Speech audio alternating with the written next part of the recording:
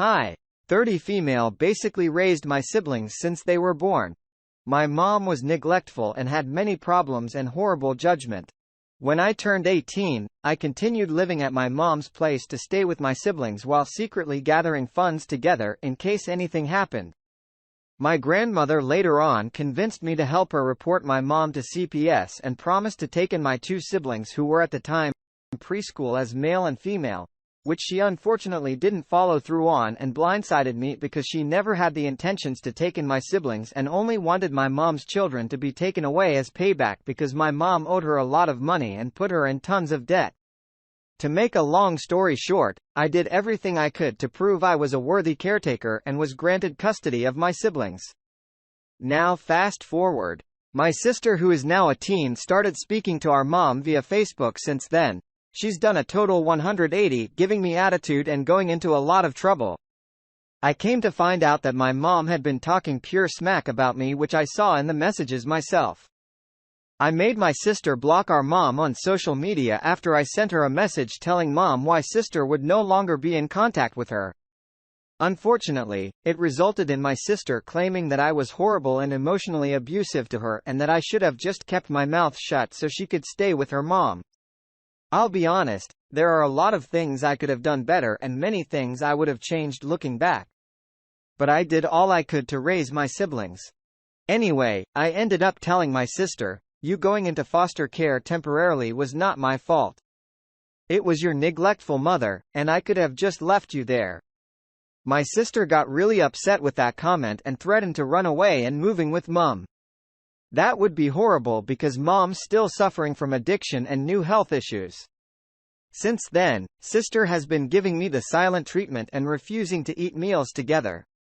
Our brother thinks she's overreacting and is mad at her for continuing to speak to our mom even after she chooses to speak ill of me. I'm just worried and feel that I crossed a line that I never should have crossed. Do you all think I'm the idiot for telling my sister I could have left her in foster care? You did screw up by saying that, but I don't think he meant it maliciously. You were frustrated and had a moment of weakness. Every parent can relate. She's a teen. Her brain and hormones are a mess. She wants her mom. She lashes out at you because you're safe. She knows you'd never abandon her like everyone else. You saying what you said sent message that you could abandon her too. You need to apologize and repair that. But you know what? You're still not an idiot. You're doing your best, and damn it, that is okay. You will need a crap ton of therapy, but you also need kudos for doing your best to keep your family together. It's time to have a calm and collected conversation with your sister about the person your mother truly is. Explain that you did not remove your siblings from your mother's home.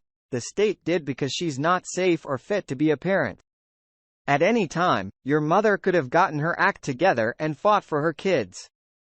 Explain to your sister that while you understand she wants to be with her mother, legally, you cannot allow her to do that. Your mother lost them due to her problems. I'm sorry, You're an amazing sibling. They are so lucky to have you, and I pray they see it soon. Grandma sounds pretty vile in my opinion. Taking away your daughter's kids, not for their safety, but as revenge because you're not getting money back from an addictive person, plus lying to your grandkid to make it possible.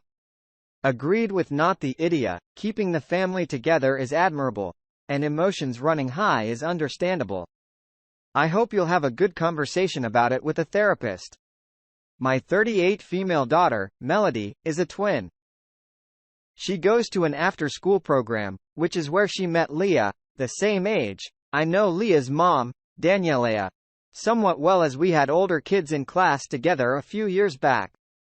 None of these told me several times that Leah is too loud, doesn't understand personal space, ask through questions, etc. I've told her they don't have to be friends, but to still be polite. Daniela later confided in me that Leah was on the spectrum, which I'd already suspected. Recently, the kids had a day off. Daniela asks if Melody wanted to go to the aquarium with her and Leah. I said, sure. When I hung up and told Melody, she got upset and said she didn't want to go. I said I'd already told Danielle as she go and it would be fun. I pointed out that Leah doesn't have a ton of friends and maybe if more people took the time to know her, they'd realize she's nice. Melody grumbled, but finally agreed. About half an hour after they left, I got a call from my sister-in-law. Turns out she'd taken her son to the and was leaving as Melody, Leah and Daniela walked in. Melody instantly said she wanted to leave with her aunt. My sister-in-law didn't want to just take her. I was super embarrassed, feeling bad for Leah. I asked to speak to Melody, telling sister-in-law to take her aside and out of earshot. I told Melody she was being extremely rude. I asked her how poor Leah fell after she went with her and instantly wanted to leave. Melody kept saying she didn't want to be there and started whining. I finally told sister-in-law to bring her home. As rude as I found this, I realized it had been worse for Danielle and Leah to deal with my grumpy whiny child. Sister-in-law dropped Melody off. I told my daughter she was very rude and it wouldn't have killed her to spend one afternoon doing something nice for someone. Melody said she didn't want to be Leah's friend and went to her room. I called Daniela to apologize. She was gracious but did admit Leah cried and they ended up leaving early because she wasn't having fun. She assured me that she hadn't paid yet for my daughter before this incident, so at least no money was wasted. I did Venmo her money for their passes, and I felt bad that they couldn't enjoy due to Melody. When my husband found out, he flipped out on me, telling me I violated Melody's autonomy and that it was my fault all this happened.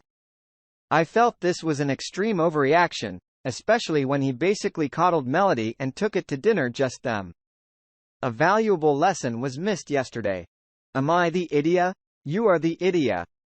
I had assumed that you would be going to as a kind of mom playdate, as it seems you like the mother, in which case you're there to advocate for your daughter. You failed to do that and ignored her needs. Your daughter doesn't like this child. Rude invades personal space. Your child set a boundary and you didn't enforce it. Next, you'll be saying the boy that mean to her actually has a crush on her. Don't force your child to be around people that cross boundaries with them. Exactly this. I thought both moms were going, but no. Hopi just accepted the invitation for her child without even asking her, knowing she's uncomfortable around this other girl. I feel bad for Leah's mom as she had no way of knowing that Opie was forcing her daughter to go. I have friends on the spectrum. I fall into being neurodivergent. And no one needs a pity friend. Children are humans too. She has her own thoughts and feelings. She deserves a say in her life and who she spends her time with. Why would you push your daughter to do this? Why would you do that to your daughter? Why would you do that to the other girl? Do you think that girl only deserves friends who don't like her? Your daughter spends enough time with this girl to know she doesn't like her. Don't push it. Your husband is right. You bulldozed over your daughter's autonomy, and this scene is your fault. My brother has 3 boys, one is 18 and the other 2 are teens. The oldest is graduating high school this year. They split time between their mom's house and my brother's house. My brother and his ex-wife divorced a decade ago. Both have since remarried. My brother has 2 stepdaughters younger than boys and a daughter with his wife. The boy's mom has also had more children. A few weeks ago, the boys asked to speak to my brother and their mom together and made a request that the graduation and the graduation of the younger 2, that at some point, they get a photo of just the 5 of them so they could have a photo to have just them and their parents and nobody else. My brother and sister-in-law have not shut up about it since. They think it's outrageous and that the boys are terrible for requesting this. Sister-in-law is particularly offended because the girls would not be included and how they would feel knowing their brothers don't consider them family enough to want them in all the family photos or to distinguish them as lesser than for having a different mom to them. The boy told me their mom and her husband react similarly. Though not as dramatic, they do not like that the boys want something without her husband and their children together. My brother and sister-in-law were going on and on the other week about it during our sister birthday dinner. After other families tried to change the subject and were ignored, I told them I didn't find the request outrageous and understood why they would ask. Then I said the topic should be dropped. Sister-in-law asked me how the heck I could understand and how I could excuse the request. I told her that despite the divorce, my brother and his ex-wife are still mom and dad to the boys, and they love them both. So it'd be probably nice for them to have a photo, just the five of them, and what is a significant milestone in my oldest nephew's night. My sister and her husband agreed with me.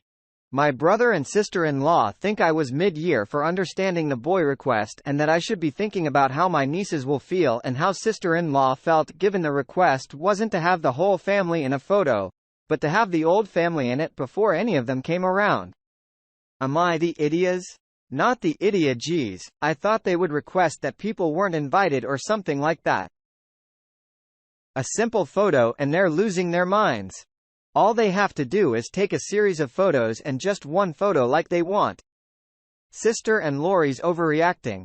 It would be different if they wanted to exclude them from every photo, but this is a perfectly reasonable request. Let us know when your brother and sister-in-law don't understand why some visits less and less after he graduates. Yeah. I'm so sick of people remarrying and thinking it's somehow the child's responsibility to make the family work. The child did not choose the situation. As long as they're being reasonably civil, that's all you're entitled to. When people give opinions, I normally say mind around business, but they are bringing it up to you. It's just so far beyond anything that makes any sense. It's a fundamental lack of understanding of what a person or consciousness or being actually even is. They treat living, breathing people they are responsible for like a small dumb child playing with action figures. Something about the why doesn't my 9-year-old love my new wife that they found out existed 19 minutes ago that messes with my brain. I genuinely can't understand how someone doesn't understand it. So I, 29 male, started a new job about 3 months ago. It's been super nice and I love my work. The only issue has been between a coworker mid-20s, female Jenny, and me. She wasn't shy in letting me know if she was interested in me. I am, however, married. So I did my best to shut it down and told her that I was very happy in my relationship and that I wasn't dead in her. However, some of her friends have started referring to her as my work wife and me as her work husband. I've expressed my discomfort with this and have stopped responding when they say it. A little while back when my coworkers and I went to a bar, and throughout the night, her friends kept trying to get us to hook up. At one point, Jenny told me that my wife didn't have to know. I was done at that point, went home, talked with my wife. She was very understandably hurt. I didn't tell her about this sooner, but I didn't want to upset her, dumb reason. And I came to the conclusion that I needed to go to our. I told HR about the incident and told them I felt uncomfortable working with her in the future and that my other coworkers were encouraging it. I also gave them some relevant correspondence I've had with her. HR found more evidence of misconduct throughout the investigation and fired her for harassment. I didn't expect that and just wanted her to be transferred or something. Now my coworkers are giving me the cold shoulder and walking on eggshells around me. Am I the idiot? Not the idiot. You did the right thing by reporting the inappropriate behavior to our. He made it clear to your coworker that you weren't interested, and she continued to pursue you and make inappropriate comments. Understandably, you would feel uncomfortable working with her in the future. HR investigated and found evidence of misconduct, ultimately leading to her termination. It's not your fault that she behaved inappropriately and violated company policies. Your coworkers may be upset because they were friends with her. Still, they should understand that her behavior was unacceptable in the workplace. What if the roles were reversed? And it was a man telling a woman at her place work that her husband doesn't have to know? That's not okay. So it's not okay for a woman to do either. Well, the co-workers disciplined because they should have been not fired necessarily, but at least a formal warning. Please don't feel guilty. They're all as bad as each other. They treat the world like their soap opera playground. And I can't stop thinking if she got angry from being turned down, she might have ended up going to HR herself as revenge. Telling them who knows what about "Oh Paige, he's been coming on to me since he started working here. Ask anyone. They call me his work wife all the time because of the way he acts with me. She's more than capable of understanding that what she was doing was inappropriate. I'm sorry. Your coworkers enabled her behavior and gave you the cold shoulder. My brother has a girlfriend with a really annoying habit. Whenever someone brings up any topic that involves something happening in the future, she always responds with some variation of, well, the world is gonna end by then anyway.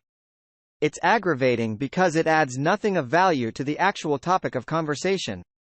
Whether the topic is career goals, financial planning, vacation ideas, or anything else, she always interjects with her apocalyptic predictions. Right now, my union is negotiating a race, and I'm excited about it. I was telling my brother and sister about how excited I am and how I intend to put the money towards my retirement savings again. My brother's girlfriend interjected that none of us will live to see retirement, so it doesn't matter. I got annoyed and snapped at her saying, "Hey, learn a new song." This one is played out. My brother's girlfriend was offended, said I was rude and asked for an apology. I said that I disagreed. Thought she was the rude one and would like an apology myself.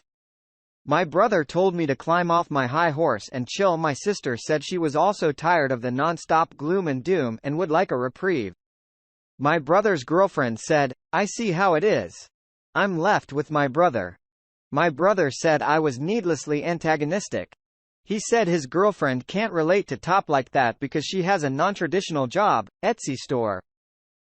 Still, he wants to have a meaningful contribution to the conversation. He said, I was mean to her and should apologize. I don't think I should and don't want to, but was I the idiot? But wants to have a meaningful contribution to the conversation. How is the same glib Debbie Down or remark repeated repeatedly a meaningful contribution to the conversation? Not the idea at all. Why bother making up with it? The world is gonna end anyways. How are you needlessly antagonistic when she's negative about something you were excited about? She doesn't need to be able to relate to you to contribute the conversation. My friend is a stay-at-home mom. I can't relate to that, but I contribute by asking questions or just commenting that I can never do that, and she's amazing. Both are uplifting because I know it's something she loves. She could have just said she was happy for you. No need to contribute negativity when someone is obviously excited. I wouldn't sweat it. She sounds like a drag. To me, it sounds like she's trying to undermine the conversation that focuses on the future plans of others because she secretly feels insecure about her own plans and the lack thereof. The remark makes much more sense in that context. If she reassures of that the world is ending, so her future is irrelevant. She doesn't have to compare her future to yours. To me, it comes across as a roundabout put down. You did the right thing by putting a stop to it.